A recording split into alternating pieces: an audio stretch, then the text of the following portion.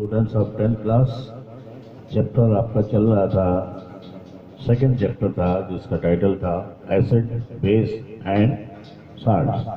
Salts के सिलसिले में आपको पिछले लेक्चर में बताया गया था कि साल्ट्स के डेफिनेशंस क्या हैं, साल्ट्स के जो मैन्युफैक्चरिंग है वो किस तरह होती है, और उसके मेथड आपको 4-5 बतलाए थे।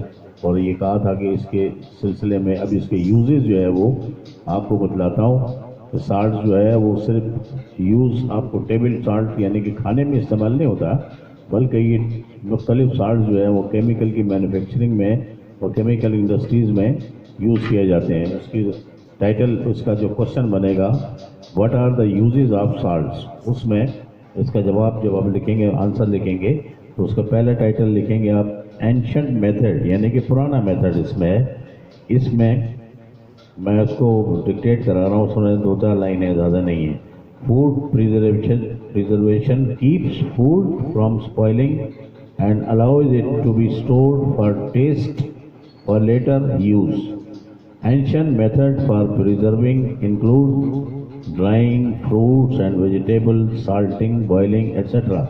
यानी कि साल्ट जो थे इसको पहले फूड प्रिजर्विंग के लिए यानी कि फूड को महफूज करने के लिए इस्तेमाल किया जाता है, लेकिन पुराना मेथड था उसका। पुराने मेथड से मुराद ये कि उस वक्त इलेक्ट्रिसिटी वगैरह नहीं थी, तो इसको प्रिजर्व कर लेते थे, इसको साल्ट लगा के तो मुख्तलिफ चीज़ों को प्रिजर्व कर लेते थे।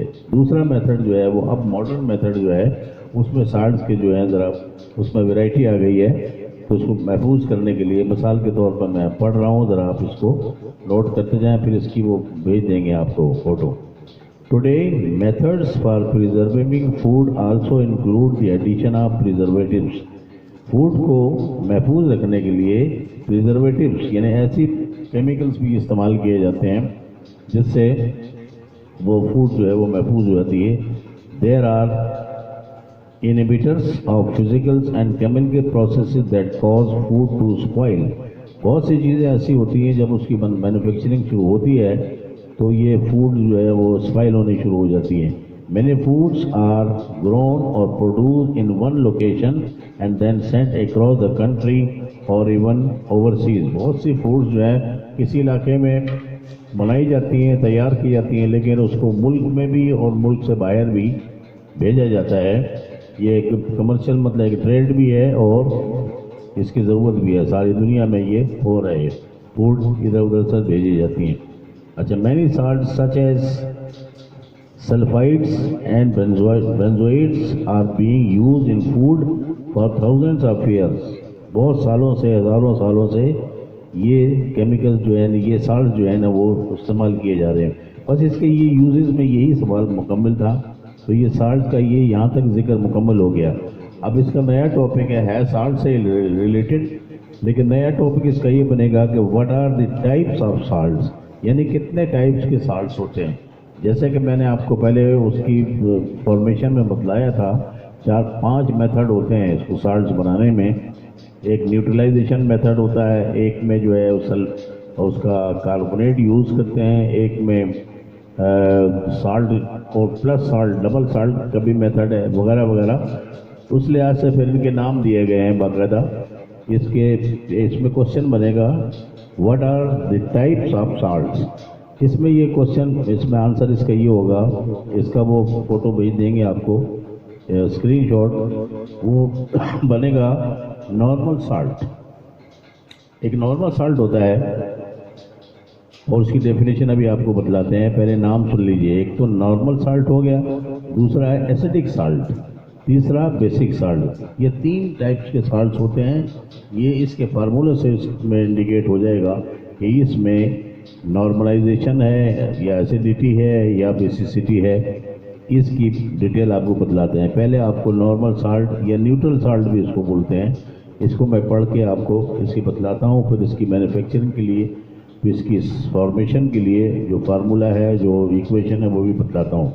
सुनिए, a salt form by the total replacement of in ionisable hydrogen ion of an acid by a positive metal ion or an H4 ion is called normal or neutral salt.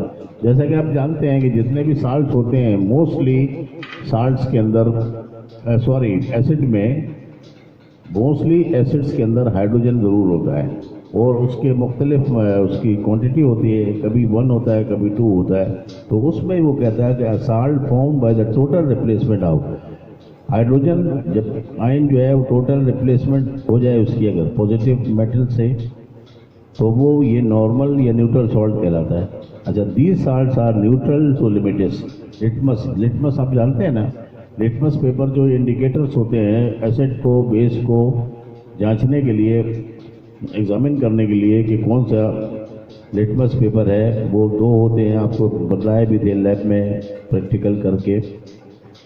Litmus paper में इसका असर नहीं होगा कुछ भी, यानी litmus paper अगर blue डालें या रेड डालें कुछ उसमें कोई चेंज नहीं आएगी।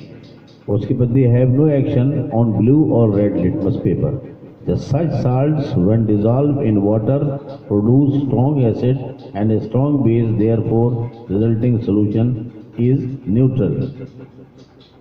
जब ये साल्ट उस पानी में डिजॉल्व होते हैं तो ये स्ट्रॉन्ग एसिड बना देते हैं और ये न्यूट्रल सोल्यूशन जो है ये बनता है। अब इसको बनाने के लिए जो इक्वेशन लिखी गई है वो देखें आप। पहले लिखा है HCl plus KOH aqueous, it goes to KCl यानी कि पोटेशियम क्लोराइड और H2O। सी न्यूट्रलाइजेशन रिएक्शन है ये वाटर जिसमें बनता है। KCl पोटेशियम क्लोराइड ये साल्ट है।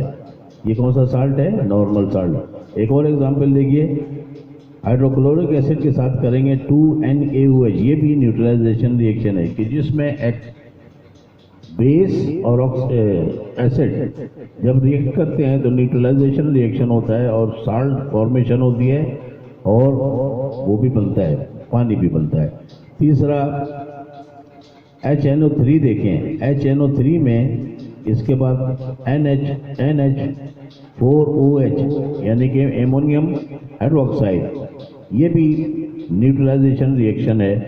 इसके अंदर NH4NO3 यानी कि एमोनियम नाइट्रेट ये साल्ट बनता है, ये भी एक मशहूर नॉर्मल साल्ट है। उसके बाद ये नॉर्मल साल्ट की जो कहानी थी ख़त्म हो गई।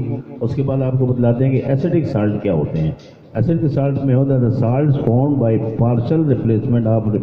पार्शियल रिप्लेसमेंट का मतलब ये होता है कि अगर उसके अंदर जितने भी मिसाल के तौर पर 2 या 3 हाइड्रोजन हैं और उसमें 1 by 1 रिप्लेस होगा, पूरे कंप्लीट रिप्लेसमेंट नहीं है बल्कि पार्शियल है।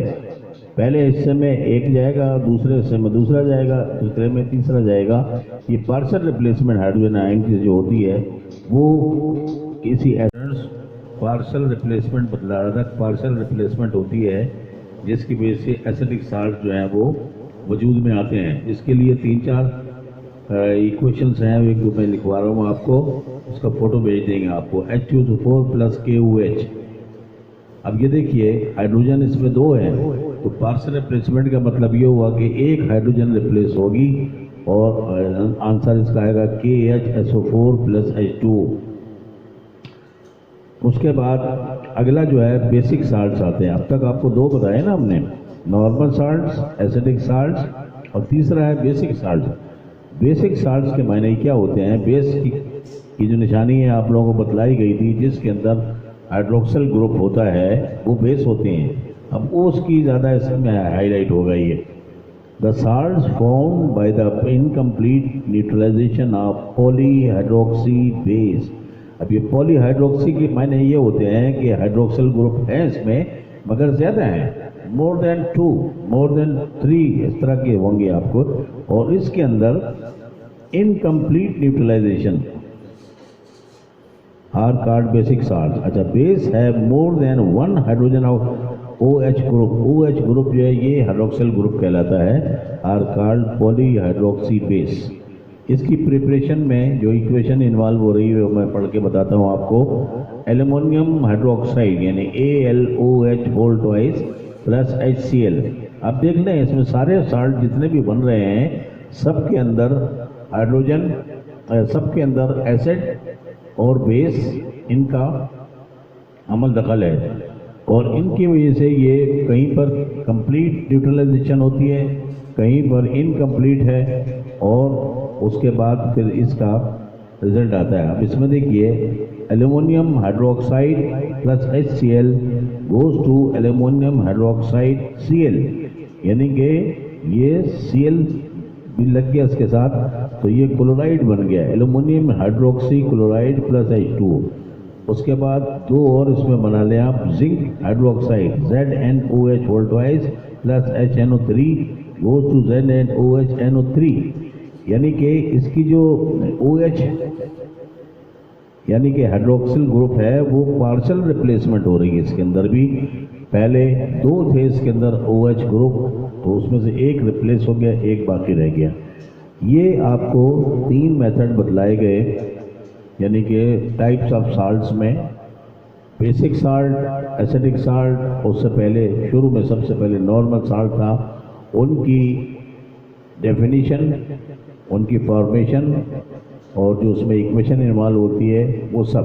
تو اس طرح یہ سالٹ کا بیان مکمل ہو گیا، جس سے اس سے پہلے آپ کو یوزز بھی بتلائے تھے اور اس سے پہلے اس کی مینوفیکچرنگ بتلائی تھی کہ سالٹ بنتے کس طرح، 5 میتھڈ بتائے تھے۔